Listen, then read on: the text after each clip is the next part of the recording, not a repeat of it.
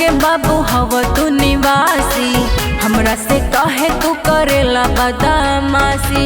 कौन जिला के बाबू हव तू निवासी, हमरा से कहे तू करेला बदमाशी। अपना के बड़ा कादा बांगा बुझता रे। अच्छा तले सुन, वो जिला आरा के गली गली में करे जा भरल बड़े